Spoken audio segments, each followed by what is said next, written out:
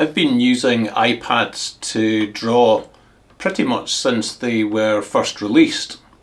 The one that I use at the moment, the iPad Pro 2018 version, served me really well for about the last 5 years. But I've always wanted a slightly bigger tablet to draw on. And for a while, many years ago, I had the original Wacom Mobile Studio Pro. And that was a very nice form factor. It was a 16-inch screen, some buttons down the side. It was very nice to use. So I've always been on the lookout for something slightly bigger. More recently, I've been having a little bit of a look at things like the Huion Canvas, which is a 16-inch tablet. Unfortunately, I'm a bit of a YouTube nobody, so I couldn't convince them to send me a sample. I did also have a look at the latest Mobile Studio Pro, which is on sale. I actually was going to go for one of those. I bought it, I got it, I was very enthusiastic, I unboxed it. I tried Rebel, which is my main art package that I use on the PC. And the performance was extremely disappointing. I stuck it back in the box and sent it back. It just doesn't have enough power for today's kind of applications, which was really quite disappointing. So when Samsung announced the latest Android tablet, I was quite interested in having a look at that, and eventually decided to go and get one. So in this video I'm going to tell you a little bit about why I chose that tablet, what it looks like, how it works, and what my impressions are in terms of using it. My name's Pete, welcome to Basement Picasso. So what I ended up getting was the Samsung S9 Tab Ultra. That's a 14.6 inch Android tablet with a really nice OLED screen. It comes bundled with the S Pen included, so that's not something that you need to pay extra for. They were also offering the basic keyboard. There's two types. There's one with a trackpad and then there's a simpler keyboard only case. So I got the free included keyboard.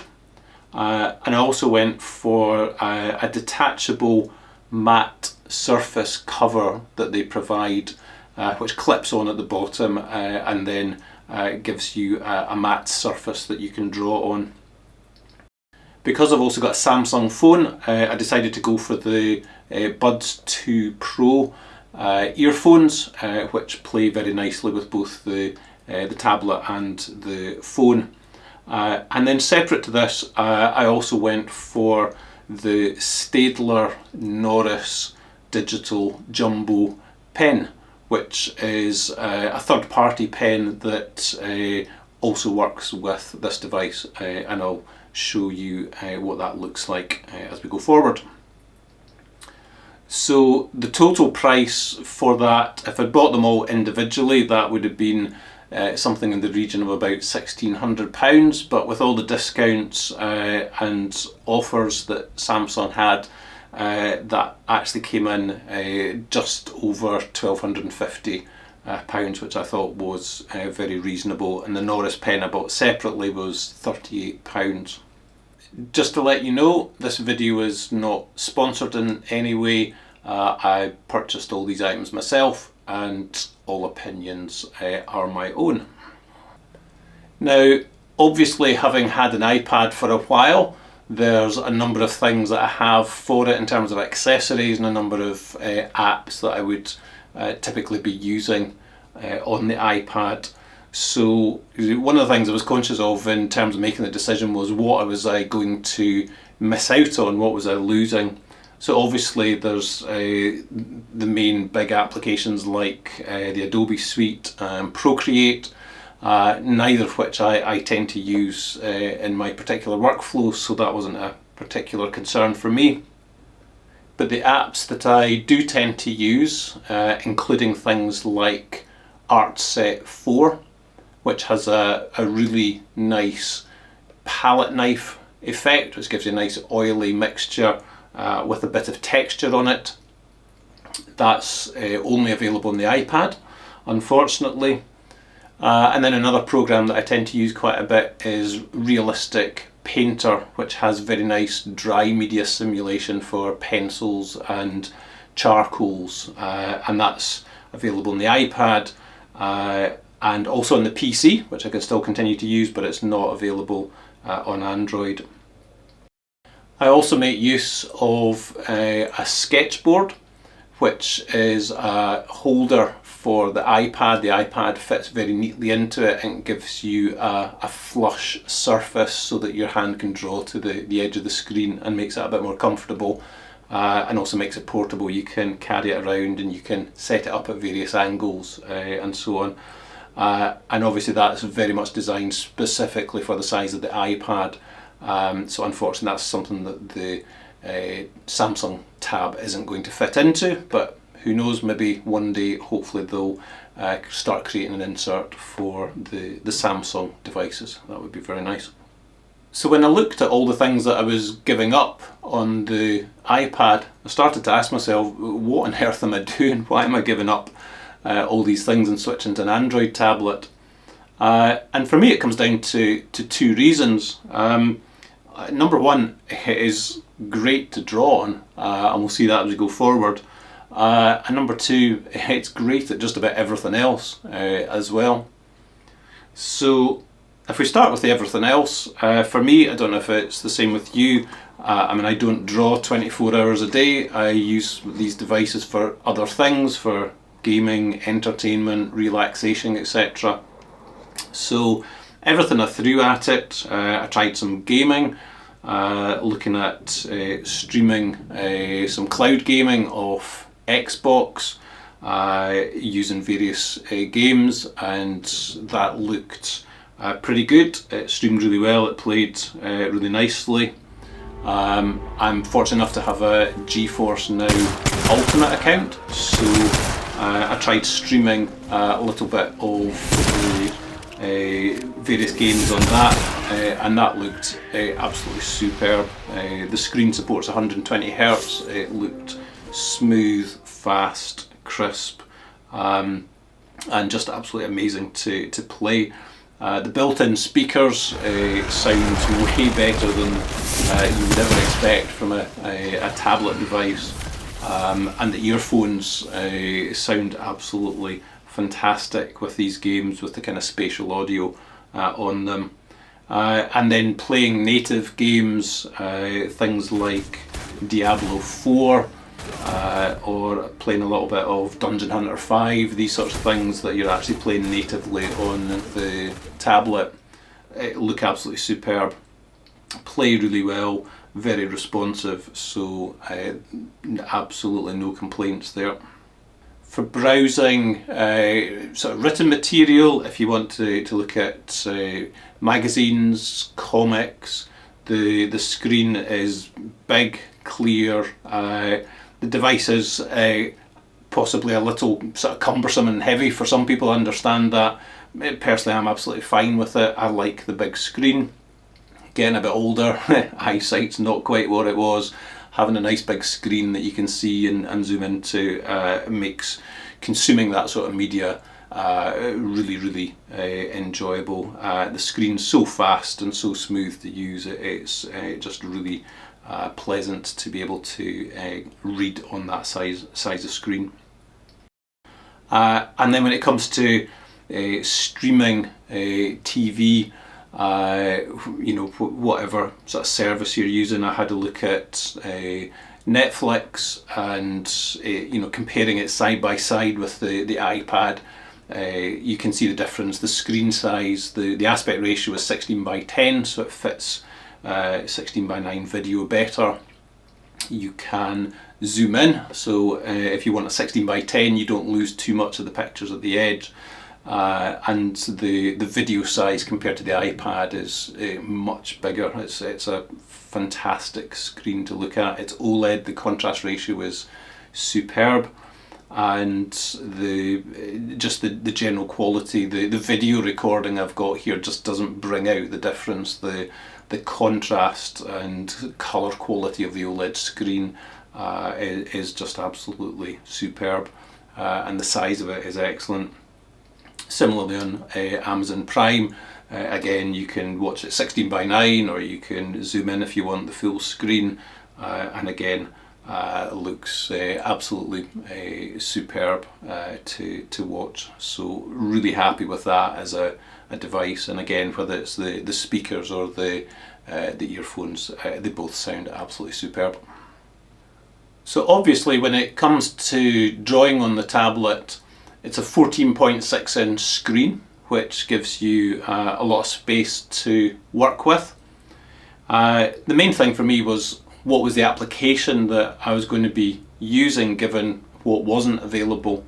And it's actually an application I'd been starting to use on the iPad as well. And it's a bit of a hidden gem, and it's Infinite Painter.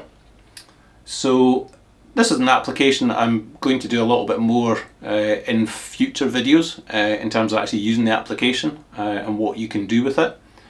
But using it on the Samsung is a really nice experience. It's fast, it's smooth, you've got a lot of screen state to be able to work with. It's got a very minimal interface anyway, but just having that amount of space to work with gives you other options, so you can very easily split screen and have a reference picture sitting alongside if you want. You can multitask, and I'll show you some performance things of using lots of different things going on at the same time. But just generally the performance, the speed of the brushes and everything else is just very impressive. One of the things that I was particularly interested in was the brightness of the screen, and that actually makes it feasible to be able to work outside. The screen will go bright enough even in fairly bright conditions and bright sunlight. You're able to use this. You can draw and paint on it. You've also got the added comfort that it is waterproof. It's IP68 rated. I've seen clips on YouTube of people literally painting underwater on these things. So you're not going to have any concerns if you start getting the odd spots of rain falling down and potentially damaging your device. The screen, like a lot of Samsung devices, it is very shiny, very reflective.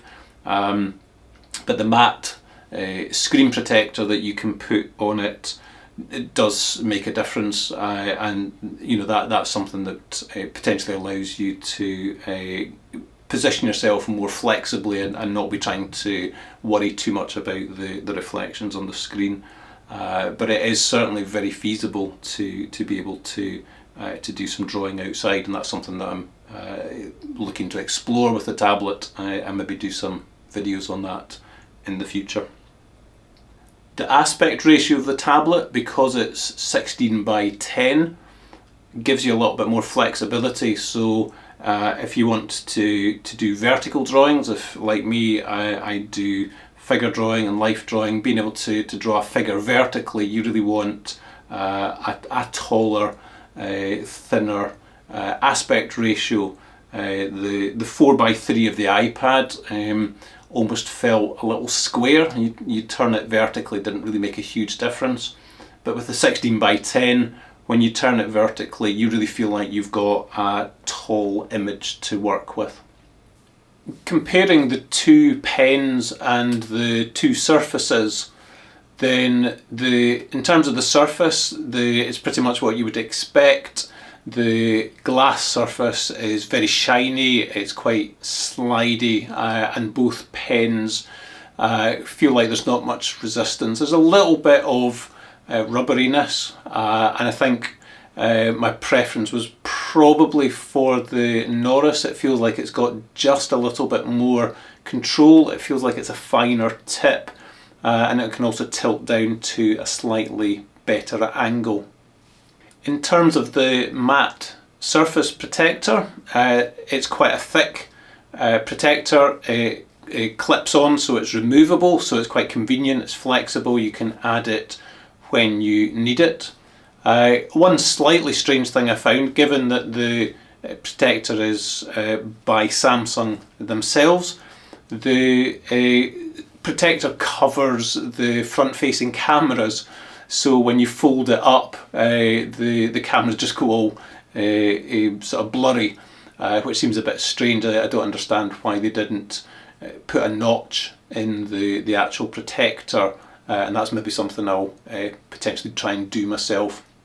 But it is quite thick, it's quite sturdy, but it doesn't cause too much image degradation, and it is quite effective in terms of reducing the glare, and as I said earlier, in terms of being able to work outside, that's quite effective. It also, in terms of the pens on that surface, again, they're both very good. It does give you a little bit more control, it gives you a little bit more feel, but again, I think I probably very slightly prefer the Norris pen. It's just got a slightly finer nib, and it's got that better angle, and just it generally feels slightly nicer to use. But there's not much in it, and I think if you had the S Pen, then I'm sure you would be quite satisfied with that. To try and test out the performance, I thought I'd do a little bit of screen recording using Infinite Painter. So what you can see here is Infinite Painter running alongside a little app that shows the CPU usage. The canvas size I've got is roughly the screen size, so it's about 3000 pixels. I'm using the largest brush, or one of the largest brushes I could, and I'm also, as well as running the screen recording with the camera on it, I was running a YouTube video in parallel.